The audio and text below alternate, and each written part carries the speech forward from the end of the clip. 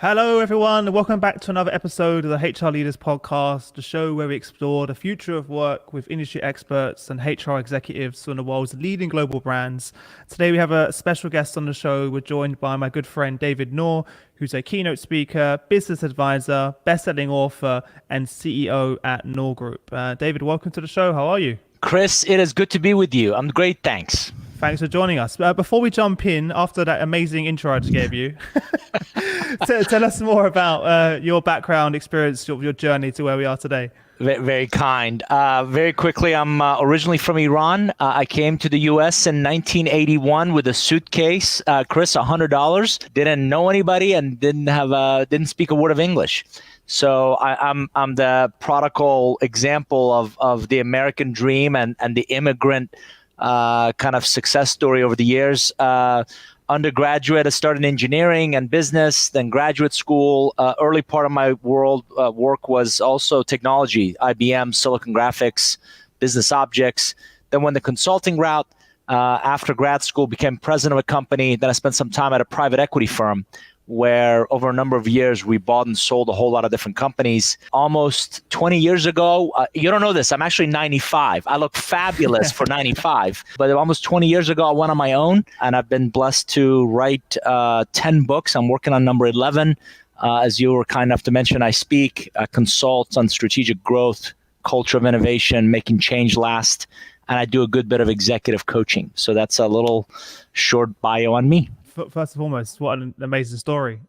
Very kind. Living the American dream, right? Very kind. Yeah, it's in our current climate, immigration isn't that popular, but I'm a big believer that our country was built on immigrants and the power and the promise they bring to a better life and lifestyle, if you will. Fantastic. Well, after writing so many books, I don't know where you keep getting even more ideas from, but tell us about what you're working on, your latest work. Sure. So I wrote in my first book, Relationship Economics, that Chris, I didn't get it then, but I think I was about 5 or 6 years old walking through the bazaars of Iran with my dad. And he didn't just have a grocery list from mom or things we needed to get for the house. Dad also had a relationship list.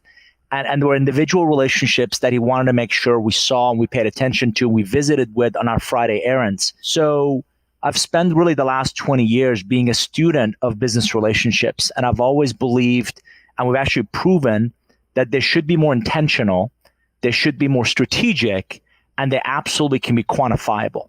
So when I continue to hear that that's a soft skill or that person has it or you don't, those are myths and misperceptions that we've proven not to be the case. So I'm a big student of business relationships, why they work, how do digital relationships come into play, how do relationships between multi-generations get work done, were they not productive, were they not as efficient, as effective as they could be, how do we lend relationships to innovation, how do we lend relationships to challenging the status quo, not just defending it. And what I'm most excited about is this next book, is book number 11, called Curve Benders, that will come out in 2020. I suppose everyone listening, and I was the same when I first heard it. What is a curve bender? Great question. So the premise is, in the future of work, we're all on a growth trajectory. If you think of that growth as linear, right? We're going to learn, we're going to continue to adapt, and think about it. Our iPhones and tablets only came out 10, 12 years ago, and look at the profound change it's had in the way we live and work. So in that growth trajectory, we believe there are 15 forces that will shape that trajectory. And in that trajectory, you're going to meet relationships that begin to change both the direction but ultimately the destination of where you're headed. We call those relationships curve benders. And a fun fact, there's also relationships that can take you off rail, and we're calling those people fender benders. So you want less of those and you want more of the positive ones, but in essence, they're relationships in your future of work. Yeah. What was the inspiration behind the book? Was it basically what you was hearing from clients? Was it research? What was it that inspired you to write this next book? Sure. So I have a lot of friends who ask, how do you write books, and how long does it take you? A book for me actually takes about 4 years because Wow. the ideas percolate, and I often start with a question. And I'm really curious, and I have been for the last several years, around this idea of future of work. And if I could, let me just show you, if I could show you my slides. And I think this will really resonate with your audience, which is, if any of your listeners have ever played a dynamic sport, like your British football, we call it soccer, or hockey or lacrosse or any of those, I think most people would agree that 90% of the game is played when you don't have the ball. You don't have the puck, right? So where can I put the ball where my teammate's going to be there? Well, this is the way organizations need to think about the dynamic markets in which they work within. So in working with a very diverse global clients, right? ThyssenKrupp Elevators has very little to do with Disney or Microsoft or IPRIA, which is a fintech company. But what we found was 75% of companies today are amid some sort of transformation. 65% of those, the change is going to fail to meet their desired outcomes. Of those that succeed, only 25% can claim any kind of sustainable gain over time. And by the way, adoption dramatically drops when it leaves Mahogany Row to the mailroom, right? So think about it. I don't know about you. Growing up, you remember our parents telling us don't talk to strangers or get in a car with a stranger, right? Yeah. We're using Uber, and look at all the things we didn't have just a few years ago. And we actually believe in this future of work, blockchain will actually be a bigger, more impactful, in the way we live and we work and we play and we serve than we do today. So if your audience hasn't heard of Steemit or Akasha or Signal or Ripple or Conti, these are tools that are changing our behaviors as consumers, and it tends to have a ripple effect in our businesses. And this is a big motivation for really thinking about this future of work and what will relationships mean for us in that future, if that makes sense. So you think that it's going to be even more important now that we develop our soft skills as we get more and more technology heavy? Unequivocally, yes. As a matter of fact, I often tell clients and friends with the plethora of technology that's all around us. Chris, think about it. We're connecting, but we're not connected, right? We have a whole lot of contacts on LinkedIn, and we know a lot of people. I respectfully ask a lot of people I meet, so what? How many of them will return your calls and emails in 24 hours? How many of them do you have their mobile number where they pick up when you call or when you text them and they text you right back, right? So unfortunately, we're confusing vibration with forward motion, right? We're confusing raw contacts and I touch a lot of people with depth, with relevancy, with reciprocity. And these are fundamental beliefs, fundamental values in business relationships and relationship ecosystems that technology can certainly enable, but it's not going to replace. So absolutely, as we become even more digitally savvy and it becomes even more prevalent in our lives, our ability to connect one-on-one and engage and influence and shape how people think, how they behave, what they tend to focus on is going to separate those that do exceptionally well, individuals, teams, and organizations, versus those that just do okay. So how do we do that? we're all inundated, right? Whether it's LinkedIn, WhatsApp, Facebook, there's a million different Zoom, Skype, right? How do we make sure that we create meaningful connections? Sure, no question. And Emma, I'm incredibly bullish on this, and the topic of our conversation today is this idea of future evolution of talent. And I work with multitude of companies who fundamentally understand that there is a critical talent shortage. Let me give you and your audience a quick data point. I recently found a fascinating study that said 40% of the top line revenue from professional service firms, think accounting, think law, think in some ways engineering, 40% of their top line revenue, Chris, is going to go away in the next 5 years due to AI. I recently saw a demonstration of an AI engine that can scan 10,000 sheets and actually analyze it in 8 seconds. So if your value add is looking at a bunch of documents, I'm trying to tell you, and I had a fabulous graduate school professor who said, hear me now, believe me later. If that's your value add, that's going to get diminished in the next 3 to 5 years. Mm-hmm. So how do you replace 40% of the top line revenue of an accounting firm or a law firm, right? So you have to have different kind of talent where they can, in a hybrid way, work with that technology to make sense of the insights the technology can create and really still connect with other individuals. And I've always said, you're going to love this, relationships are not between logos or buildings or business cards. They're between individuals. Mm-hmm. And what you do offline and online have to be inline, have to be consistent, have to be congruent. So it's more of these video conversations versus text or emails. It's more of get on a plane and still go see people. Nothing will replace you and I meeting in person. And I'm still amazed of how many executives who travel and they just fly in, do their thing and fly out versus let me go see that manufacturing plant, that distribution center, those individuals that are at the edge of where our business delivers its value and really get an unfiltered finger on the pulse of what's happening with the business. Yeah. Could you share everyone, because I love the 15 forces, that dramatically are changing the future work graph that you put together. Could you share that with everyone just so they have a visual? Sure. So again, let me build a case for your audience. We're talking about future of work. Again, in our research, we found this timeline for emerging. If you just look at science and technology, there's 3 things to think about. What's happening in the present. So it's really important to really think through what are the forces that are really impacting our present. But if you extrapolate it forward, the next 10 decade, we're calling the probable. And the decade after that, we're calling what's possible. And within science and technology, which seems to be the epicenter of a lot of change that comes into our companies, comes into our organizations.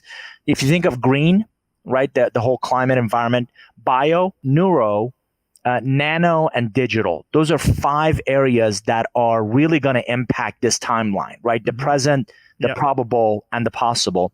And what we're seeing is these 15 forces that we researched. Again, my opinion might be biased, but it starts with relationship strategy, right? Do you have a right relationship strategy for yourself, for your team, for your organization?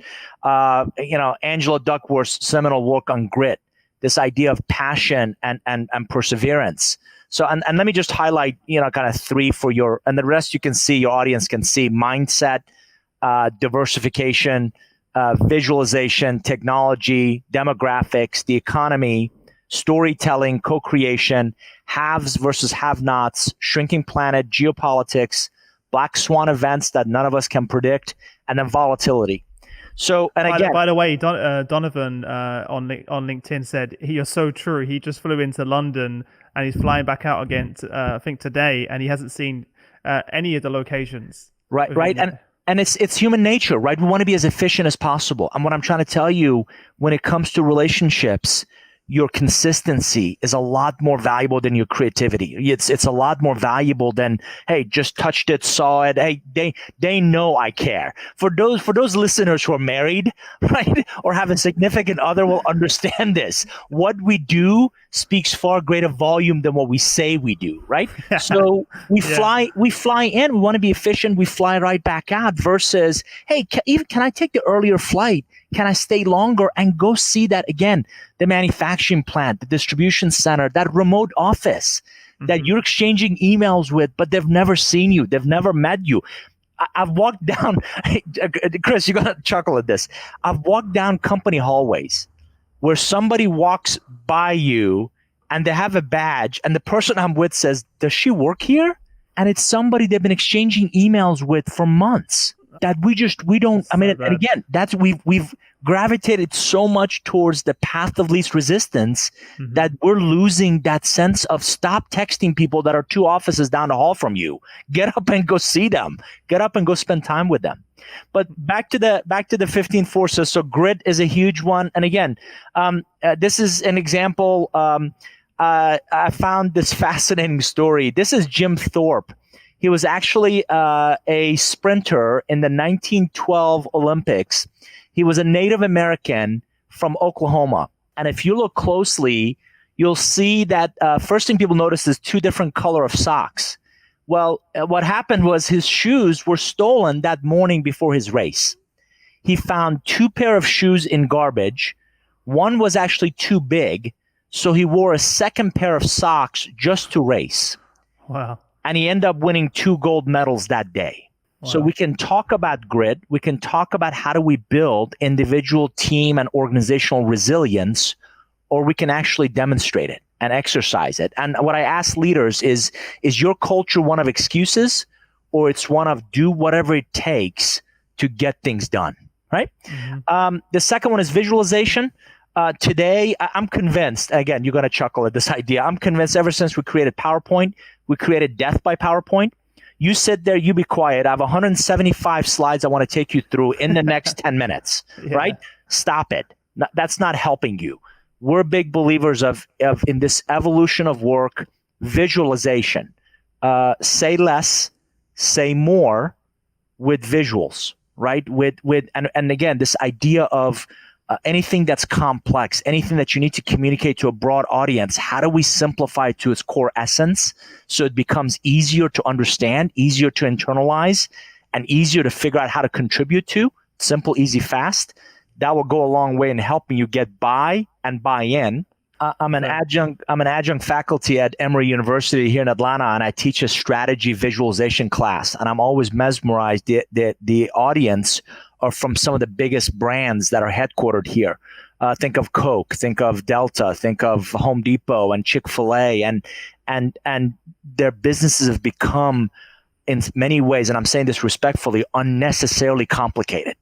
And the more you add the needs of various stakeholders, it just becomes just overwhelming. And I continue to emphasize, if you make it overly complex, where I have to spend a lot of cycles just understanding it, I'm going to disengage. You're going to lose me at hello. Versus if you simplify it, if you visualize it, you're much more likely to get buy-in. The last point of the 15 I really want to talk about is the storytelling. We genuinely believe storytelling is a new leadership competency. And if you think about it, people join companies because of your story. People follow leaders because of that story. People invest in companies because of that story. Again, Simon Sinek talks a lot about your why and that driving purpose. Storytelling, there's this neuroscience that's proven when stories are captured and told, it lights up our brain and it gets us engaged. It gets us excited.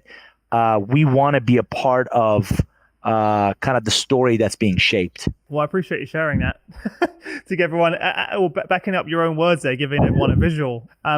Based on the work you're doing in our conversation beforehand, how do we attract this sort of next generation of leaders? Sure. So let me give you audience three data points to really think about. Number one, leadership is less about a title, more about really the opportunity to be naturally inquisitive. So I look for attributes. So I'm looking for individuals in the organization who are naturally inquisitive. My dad drove into me, leaders are readers and readers are leaders. They read, they hypothesize, right? I'm going to take you very quickly back to high school or science, right? It's creating a hypothesis for explaining a phenomena, right? So they craft, they formulate a hypothesis. They go collect data. It's not just their opinion. They analyze that data and they draw conclusions from that. So those types of individuals are going to be very astute in identifying key trends and then really figuring out how to build something to act on it, which then leads me to, I'm always intrigued by future leaders who immerse themselves into what I call growth relationship ecosystems. Think of these as pockets where they're going to be surrounded by other sharp individuals who are going to raise the bar on who they are and how they think, and are they proactively looking for those opportunities. I'm excited about individuals and future leaders who test an idea prototype. They don't just have ideas, they build prototypes that they take to market quickly. I am really excited about future leaders who learn, adapt, and co-create. If you look for those attributes, number one. Number two, look for unfiltered data points. So if you think of our talent pipeline, it's always recommendations and people are bolstered up by managers. I'm coaching more and more executives. Another reason to go to the factory or go to your distribution center or go to your retail locations. I want to go see the raw talent that's at the edge of our business. And I'm going to hand pick people that are not filtered, or they're not, doing the political jockeying to get ahead, and really identify that raw talent that we can develop and we can invest in. The third one is, Chris, I don't know about you. My parents worked in the same job for 50 years. I think most of your audience know those days are long gone. Yep. You got to replace your perceptions of security and loyalty and longevity, this notion of constantly being challenged and learning and growing.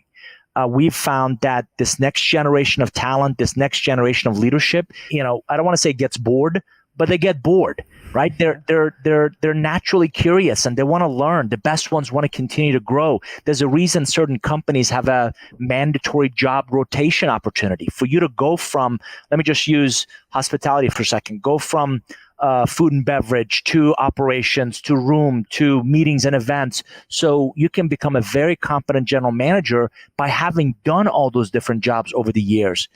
The other thing that I believe is fading is the career ladder, and it's getting replaced by the career lattice. Yeah, I'm seeing that happen. So many organizations that I'm working with now are just getting rid of the hierarchy, and they realize that's designed in a different era, in a different age. It worked. There was a time for it, but now we're living in an age where if you don't give people the opportunity to move sideways in the organization, they will leave. I'm going to go one step further. More than just give an opportunity. Encourage, if not demand. And by the way, this is where this is where this future of work comes in handy, right? So there are AI engines that, based on your level of engagement, your level of involvement, with a high degree of confidence, can predict that Chris is going to leave the company in less than 6 months. So if I have those insights now, how can I get Chris involved and engaged in other things that light a fire within him? I don't ever believe lighting a fire under anybody is sustainable. How do I light a fire within you to continue to want to get challenged, continue to want to go, really pursue new ideas, new opportunities, new learning and growth chapters, if you will. What's the impact for companies that don't adapt to this new way? I've got one word for you: Sears, or BlackBerry, or Kodak, or Nokia, or it's a new one every week, right? The landscape is just covered by them. Every one of these organizations saw the trends. It's not that they didn't see the trends; they didn't move with speed and agility. So one of the things that I talk about is decision velocity. I come across organizations and leaders. Many of them will go unnamed. They couldn't make a decision if it was water and they fell out of a boat. It bogs the mind of they're so concerned with consensus. They're so concerned with political correctness. They're so concerned with not offending anyone that will drag a decision way longer than it needs to. And if you go back to my slide about how dynamic the market is, I have a mentor. And by the way, I'm a big believer that we're all products of the advice we take. I have a mentor who's driven into me, when you're 80% ready, move. I'm getting to a place where I'm 60% ready, move, because the last 40% we'll learn as we go. But if I sit and wait for it to become perfect, I'll really become 95 years old by the time it's done. And that decision velocity still plagues many organizations. They just cannot move with the speed and agility required to be competitive in today's dynamic market. So if they can see it, why are they not move? Why are they not making the effort to move? Or is it there's so much red tape and legacy that by the time they move it's too late? I love it. Great question. So think about it. Mature organizations in mature industries, Chris, what they've built is a perfect execution box. Do the same thing over and over again, and that's the predictable outcomes we know we can create. You know what I call chief compliance, chief legal, chief financial officers when a new idea comes along? What? Oncologists, because they see that new idea as cancer, and their job is to dig it out and kill it. So every client ever, and by the way, let's be honest, innovation centers and innovation initiatives, and it's theater. All of it is theater. We're calling continuous improvement innovation, and you peel back the onion and it's the same stuff, different day. So every client I work with, I tell them, you want any idea to survive? You want any of your entrepreneurial DNA individuals to thrive in your organization? Get them off site. Get them away from the corporate structure, get them away from the corporate governance, get them away from reporting. And by definition, I've got to test ideas. I've got to, don't bog me down with a P&L or with the demands to produce results if I'm still testing. And those who are fundamentally thinking about evidence-based are not going to understand pilots and prototypes and failure and test and try again. So if you want any idea to take shape and take root and actually thrive and get out of the gate, and we've proven this. I worked with a client where he heard me speak at an event, comes up to me and says, I never do this, and I just took 2 pages of notes. We want, and could we meet for coffee? And over coffee, this is a multi-billion-dollar company. He says, in the next 5 years, I want half of our revenues to come from a very different place than we have today. And we don't know that environment at all like we do our current one. Three options, right? You build it, you partner for it, or you buy it. And I would submit co-create as the fourth one, but leave that as out alone a second. So building it would have taken entirely too long. Partnering for it, they wouldn't have had enough control over it. So we went and acquired a 3-person company in Windsor, UK. And we brought that person over to the US and didn't have him work at corporate headquarters, had him work with a team, I kid you not, in a conference room. 11 people worked out of a conference room for about 6 months to build something and give something a chance to get out of the gate. I think it did 11 million in revenue year 1, 30 some odd year 2, 80 some odd year 3. And that person became their chief digital officer, and it's just taken off. Now they've rolled it out in China and Brazil. And we gave that idea a chance to get out of the gate and become something versus bog it down with all the corporate bureaucracy and red tape and all that kills any interesting ideas. Mm-hmm. You mentioned co-creation as part of that. So how do we co-create a different experience for our people? I'm going to throw that in there. Yeah. I'm reminded of what a mentor drove into me, which is if you're the smartest person in the room, you're in the wrong room. So none of us have, with such a dynamic market, none of us have all the answers. And I would submit the days of any of us walking in with all the answers are numbered, if not over. How do you identify co-creation is about 2 or more relationships that create something, co-create something that is beyond, above any of their individual perceptions, capabilities, skills, right? So the difference between co-creation and partnership is a very different level of commitment and a vested interest in seeing what we co-create together succeed. So in terms of how do we co-create a very different experience for our people, I'm going to ask your audience a question of why would a group of executives from Home Depot, which is a do-it-yourself home repair retail organization, go spend a week at Starbucks? Last time I checked, these guys don't sell coffee and those guys don't sell drills. What they're doing is they're getting out of their industry norms. They're getting out of their blind spots. They're expanding, extending their horizons and views. And together they're talking about consumer behaviors and what's working for them in engaging and influencing their talent and their partners and their supply chain, and from very different industries. So they're not even competitors, but they co-create really unique offerings that benefits them both. And when they bring in, here's the fabulous part. When those 2 organizations bring in Nike, again, doesn't have anything to do with any of their businesses, but you're now bringing in brilliant branding and you bring very different set of skills to that same conversation. By the way, it's not a battalion that goes over, right? It's a SEAL Team 6. It's 5 people. It's some of the brightest minds that go and do this together, not a whole department or division or a group. It's so funny you're saying that, because as we speak right this second, my colleagues and my co-founder are actually at Nestle at their global HQ, and we've flown in 30 chief HR officers from different global brands, the likes of IBMs, the Teslas, the Legos, the Microsofts, etc. Or Facebook are flying over. Or they're there right now, actually. And it's a full day of roundtable workshops and collaboration exercises.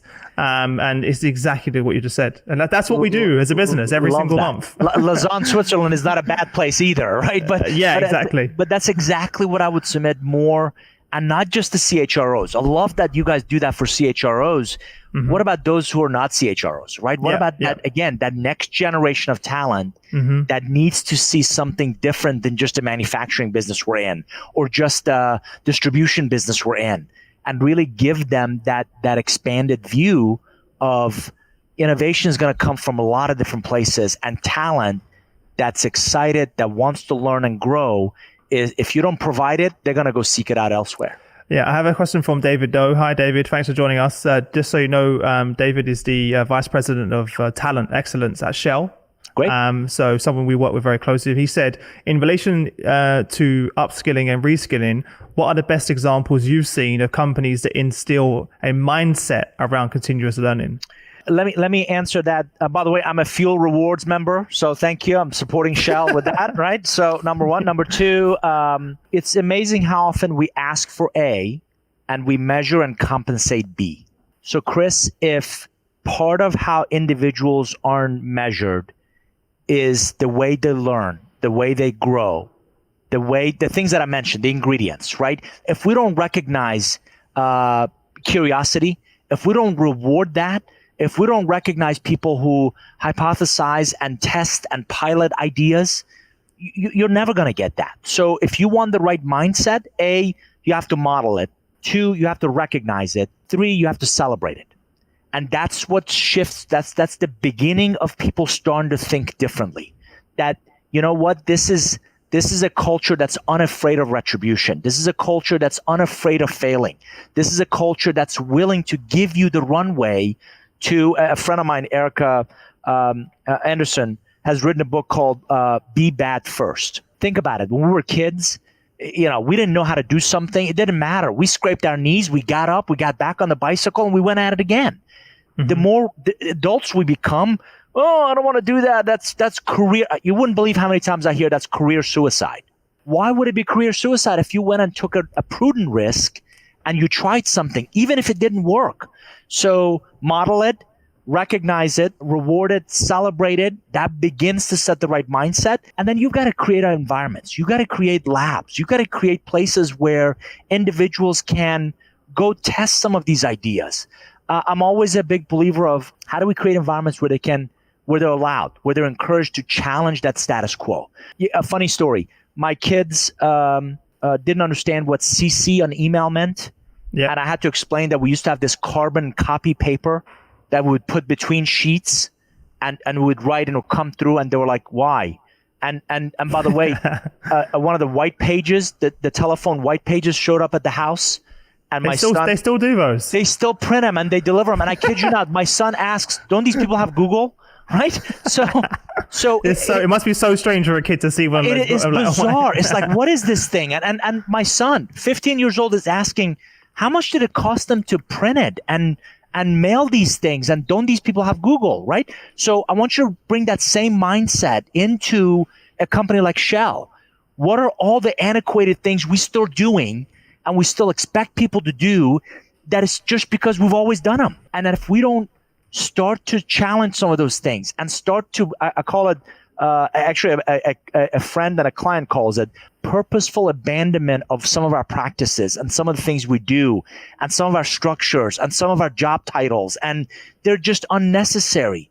So you can't make room in your closet if you don't clean out the clothes you haven't worn in 5 years. If that job description, if that what you're asking that incredibly valuable talent to do is outdated, clean house. Clean out those stupid old job descriptions that nobody's looked at in years and let them create new opportunities. And in that growth journey, they should identify, I don't have that skill. I don't have that knowledge. Where can I go find it? Where can I go pick it up? Where can I go learn it? Where can I go grow through that experience? I hope that answered your question, David. I suppose back to it, but are there any specific companies though? I hate using the same examples we kind of know of, but my research, I found some fantastic examples at Amazon. Obviously, they're constantly moving, and again, that agenda is set from the top. Our meetings are going to be pizza-sized meetings. What is that? Well, if we can't serve people with one large pizza, there's too many people in the meeting. Marriott's got this mandatory job rotation. Unfortunately, with the Starwood merger, I believe they lost a lot of great talent. But hospitality realizes that they have to do something really different. I found a company, I apologize, their name escapes me at the moment, but it's two founders who stayed at an Airbnb, and there was dog hair on the couch and half-eaten food in the fridge, and they hated that. So they went and checked in a hotel, and it wasn't as comfortable, but at least it was clean. So they've come up with a hybrid of a hotel that is in cities and is a living area.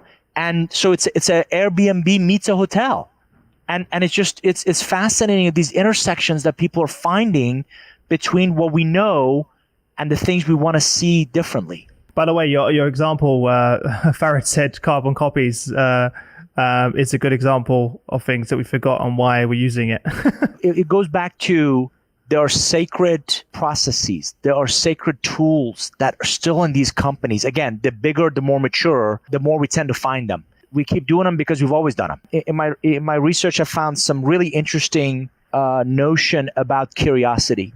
And very quickly, I want to highlight for you, if you remember being a kid, we pestered our parents about why sky's blue and how does a crayon work and right and why is it come off paint and why am I in trouble again, and right, we're asking all kinds of questions as kids. We grow up and somehow that's beaten out of us.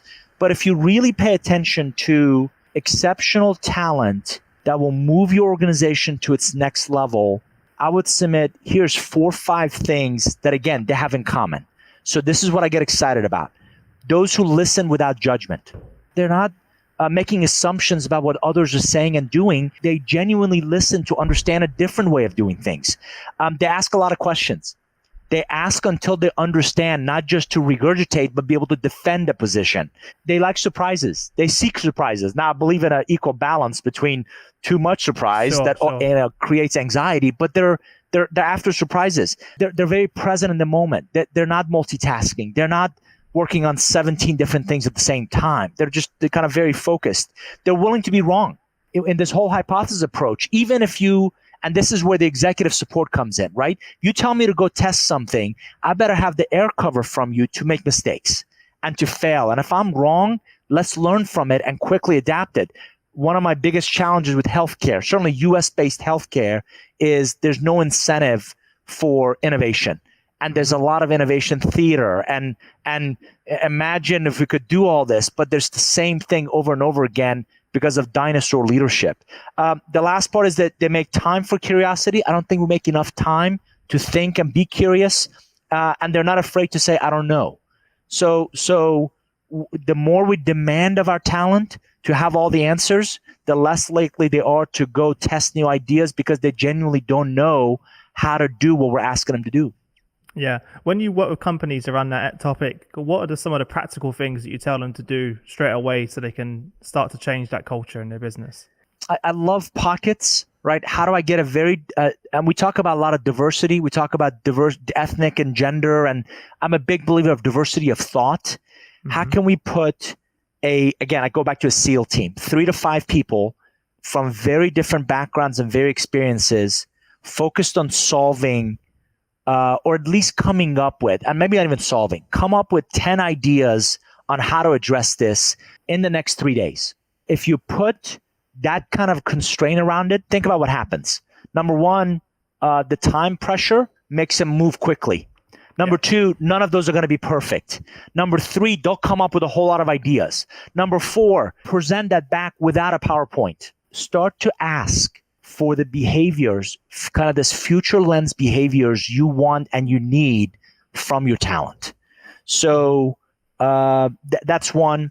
A lot of the executives I'm coaching, I fundamentally ask them to focus on two things and two things only. I believe in the future of work, brand will still matter more so, as well as the culture.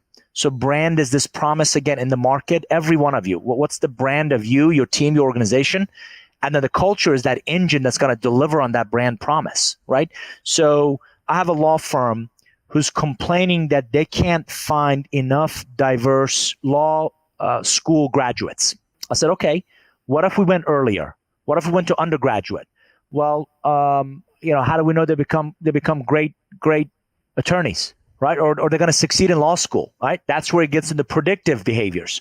Again, I don't know about UK, but here in the US, we make a big deal when a high school student signs with an athletic team. It's called signing day, and they put up big banners. It's on ESPN. It's on ESPN, right? It's broadcasted on ESPN, and it's a huge day that this very talented football player or tennis player or swimmer has signed with this university. Why don't we do company signing days? Why don't we make as big of a deal for that incredibly bright student to sign internship, co-ops, or a job with a company? We'll recruit high school players to play football and basketball, but companies somehow eludes them to recruit high schoolers for their companies. Yeah. The college is willing to have scholarships to pay for that athlete to go to school for a number of years and play for them. Why can't companies do the same thing? There is a massive debt in the US with student loans. You're complaining about lack of phenomenal talent in your industry. If you don't want to rot an apple, go directly to the tree. Why can't we take that student early on and say, listen, every summer during your breaks, come back and work with us. And as you perform in school, we'll pay for that education. When you finish, you have a job. You come and continue to work with us. And schools have, companies have, they'll pay for your education and they'll send you the stuff. I'm talking about going much earlier. There are ingredients in those young students that are definitive traits to their success. Yeah. Let's go sign them early on as part of our future of talent. Before we wrap up, David, if there's sort of one sort of takeaway message or parting piece of advice you want to give to everyone, what would that be? And also, what's the best way for everyone to get in contact with you if they want to reach out and get in touch? Let me give you the last piece of advice visually, if I may. So go for it. This is inspired by Matt Ballantyne, who's actually right there in UK. I love reading Matt's writing and some of his concepts and ideas, and he talks about innovation and disruption, whether it's in talent or any other part of the organization, is really sexy and cool and interesting to talk about. He talks about the stair step, which is iteration is doing the same thing better. You do enough iteration, you're going to find opportunities to innovate, which is doing new things. If you build an environment where people are encouraged to do new things and you do enough of that, you're going to stumble onto disruption, which is doing new things that makes the old obsolete. So we all want innovation. We all want disruption. This is like muscle memory. This is like you brought up, Man United. You got to learn how to dribble and pass and shoot before you become a world-class footballer. Same idea. We want our talent to innovate and disrupt and do some really interesting things, but we're not creating environments for them to get a chance to go through the stair step. So I'm excited about the changes I see in organizations. Every one of them is led by what I call a provocative, purposeful leader. Mm-hmm. Every one of them, the best ones have a visual vision, visual strategy, a visual representation of where they're going to go and how they're going to get there that garners buy-in. And they're phenomenal at coalescing the right talent to come along that journey with them. Thanks again for joining us, and I wish you all the best until I see you in London soon, okay? Sounds great, Chris. Thanks. See ya. Bye. Take See care. ya, everyone.